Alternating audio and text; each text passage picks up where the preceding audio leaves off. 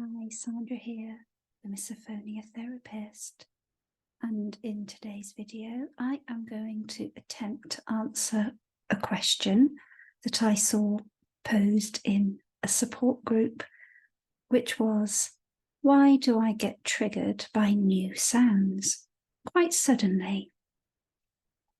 So there are still so many unknowns and unanswered questions about misophonia. So let's firstly just establish a few of the things that we do know based on research. So firstly, we know that it is a condition where the sufferer experiences an intense emotional and physical response to common everyday sounds that are not necessarily loud or even bothersome to other people. Typical examples include chewing, breathing, tapping, or repetitive movement.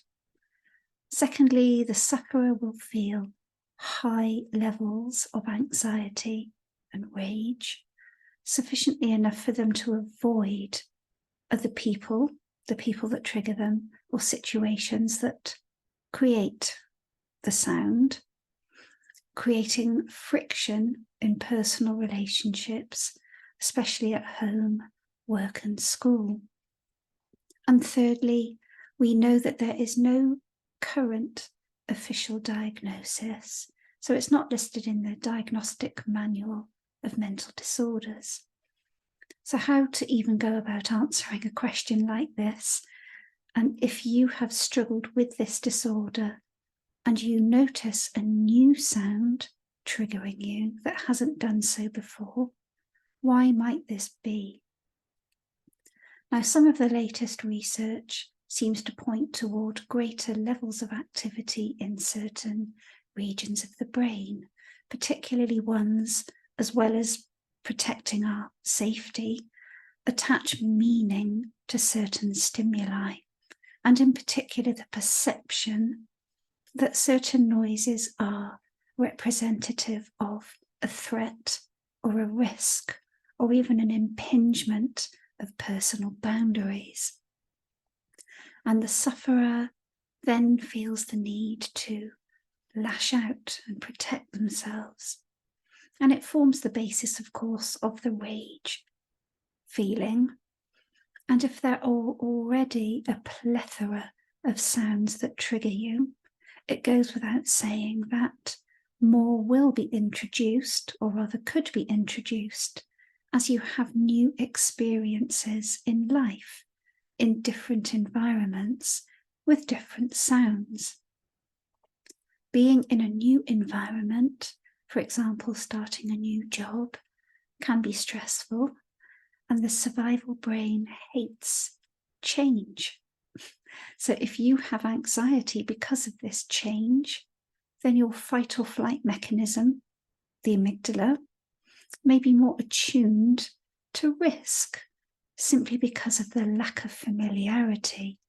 And it's not the actual sound as such, it's what the sound represents, particularly at the subconscious level, which is basically a risk or a threat to your safety, coupled with the fact that you cannot control it in most cases. Major life events can also be stressful.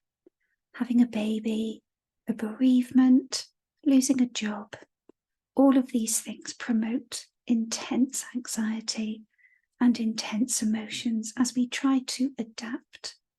So the amygdala is operating at a level of heightened sensitivity as a result of this extreme anxiety, and it might perceive certain new stimuli as being risky. Stimuli that logically might make no sense to you at all. So the sound of clattering pots in the kitchen from other family members suddenly becomes unbearable. And finally, trauma. Being in a traumatic relationship or a very stressful job where you have had to leave, so you left your relationship, you have to leave the job, or something perhaps that triggers your past trauma. And I've spoken to people who have experienced trauma, who develop new triggers quite randomly after the traumatic event. So perhaps there is a link, although it's really hard to say exactly what this is. So fear needs to be focused on something. And once the traumatic situation is over, your amygdala is not going to suddenly shrug its shoulders and just say, hey, everything's okay now, it's over. It might latch on to something else, and that something else might bear very little resemblance to what caused the trauma in the first place. Okay, so if during the traumatic experience, the person experiences a loss of control, helplessness, or powerlessness, then it's little wonder that the amygdala will try to continue to protect them. Our brains are being fed with multiple stimuli every second from the environment, and who knows why certain ones are singled out. So I hope that's given you a little bit of insight into what might be going on if you are suddenly triggered by new sounds.